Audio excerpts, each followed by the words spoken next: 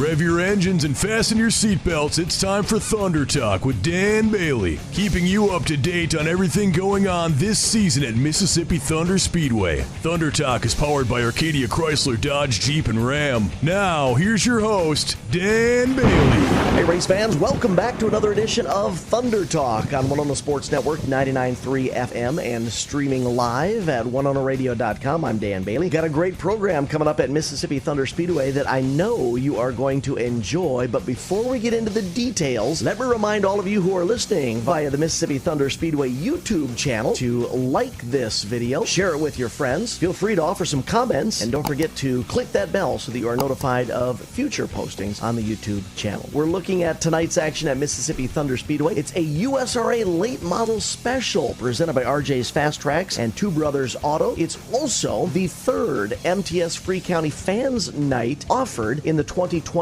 season. What does that mean for you race fans? That means that if you reside in either Dunn County, Wisconsin, Fillmore County, Minnesota, or Winneshiek County, Iowa, bring some sort of proof of residence, your driver's license, for example, that shows that you live in one of those counties, and you get into the grandstands absolutely free. So you like late model racing? We've had a lot of it at Mississippi Thunder Speedway this year, and we're going to have more of it this evening with the USRA Late Model Special presented by RJ's Fast Tracks and Two Brothers Auto, and I thought no better way to explore the topic of a USRA Late Model Special than by inviting onto Thunder Talk this week one of the drivers of a USRA Late Model. Welcome to the program, Eric Thill. Eric, thanks for joining us on this week's edition of Thunder Talk. Thanks, Dan. Glad to be here. It is a special event for you drivers who are strapping yourselves into USRA Late Models. And it's a special event for you because this is your first year behind the wheel of a USRA Late Model. You've had it out once already this year and had a great evening at Mississippi Thunder Speedway. Give us your first thoughts on this USRA Late Model division at Mississippi Thunder Speedway. Yeah, Dan, it's really different than anything else I've driven. They're really cool race cars,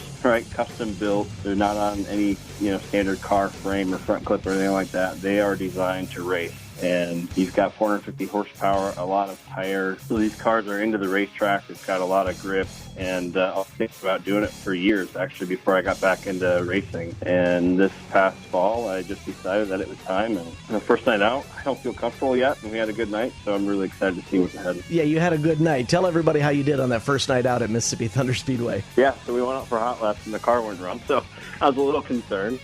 We had a spare distributor in the trailer and threw that in. And Bob let me run a couple laps behind a B-Mod heat race. And we were able to at least get the car up to speed. And things went well. So we started the heat race next to Barry Johnson, who I've become a little closer with. So that was really fun. He and another guy got out into first and second. I kind of rode behind him and found my opportunities. And next thing you know, we passed for the lead with a couple to go and won the heat race, which was really awesome. And in the feature, we started fifth, and I fell back to, I think it was 7th, 8th, or 9th at one point. And I just had LASIK surgery and was having some problems seeing and just trying to not hit the tractor tires. And we had a caution at lap 11, which was right at halfway, and I kind of regrouped and identified that I could make some changes to my line. And next thing you know, we were up in the top 5. So it was a really good night for a first night out. Finished your feature with a third place finish. So all in all, a pretty fabulous first night behind the wheel of your brand new late model, huh? Yeah, it's in one piece.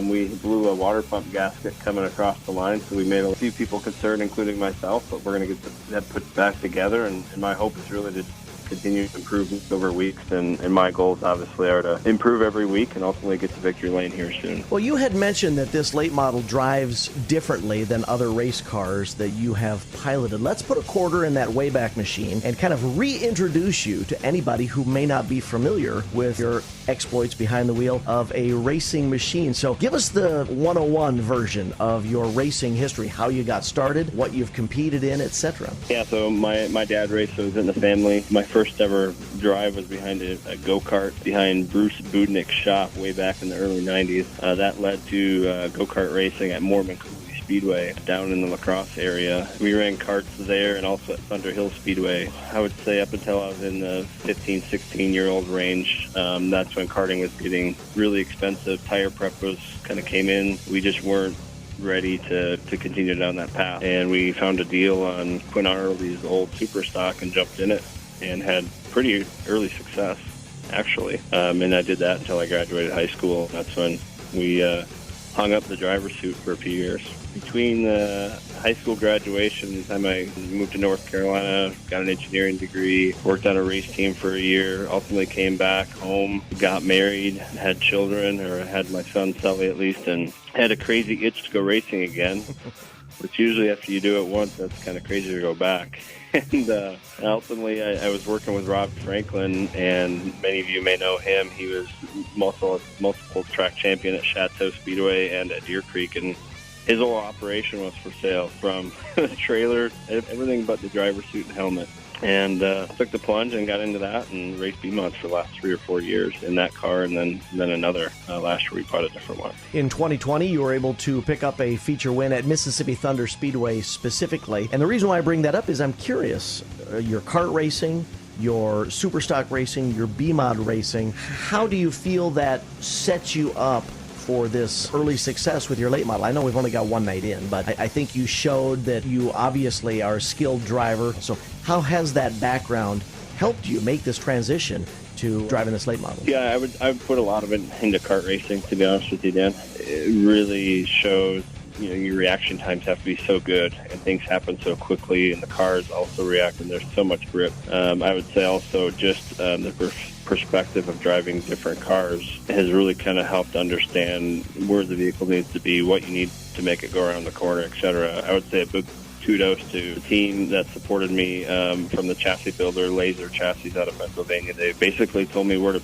set the thing up, and obviously went out and won the heat race, the first ever laps on it with me behind the wheel. So testament to those guys and anybody else who's kind of helped me through the off-season shock program setups and everybody else. Your comments take me back to something that Jake Tim said to me a couple of years ago, and it was when he had first gotten involved in late model racing. Of course, Jake has had a lot of success with his A-Mod, and I asked him the difference between the two. And I think he was, oversimplifying it a bit, but he said driving the late model reminds him more of driving a kart. Do you agree with that sentiment? Yeah, absolutely. It makes sense, right? I mean, you're on 14 inches of tire, you got 450 horsepower, the downforce. It's just you have a lot more traction. But what was interesting is the room for error is actually less, if that makes sense, because you have so much grip that if you make a small mistake, you overdrive the quarter and you get tight, and the speed is so much higher in a limited late model even than really a B-Mod, and even faster than a modified, that people can slip by you in no time. And so while they may be slightly easier to drive, the room for error is actually less, in my opinion. So again, I will restate, I realize and I understand that you've only had this one night out at Mississippi Thunder Speedway, but having such a good opening night, does that give you some positive vibes for this entire season? I know that every time someone changes divisions, there might be some growing pains that show up, but are you feeling pretty good coming into this late model experience? Yeah, absolutely. The first night was a bit of a surprise, and we haven't changed anything on the car, and really I'm just trying to knock the rust off from not racing for the last 6 months. So I hope last week wasn't a surprise outing for the year, but I mean, I'm really looking forward to getting comfortable in the car and really starting to understand how we can even make it better than it is. It is a completely different ball game, not only as a driver for yourself, but also as the car owner and the head mechanic and crewing a different machine than what you have been in years past. Give us a rundown of who's helping out your racing efforts this year. Yes, we really have a few different sponsorship programs. We've got a lot of companies that step up to support us. Diversified Fall Protection and Rooftop Maker is actually a company I've gone to work for, and they're behind us. Freedom Race Lifts, that's a new race lift company that's coming out, so keep an eye on that for products coming out this year.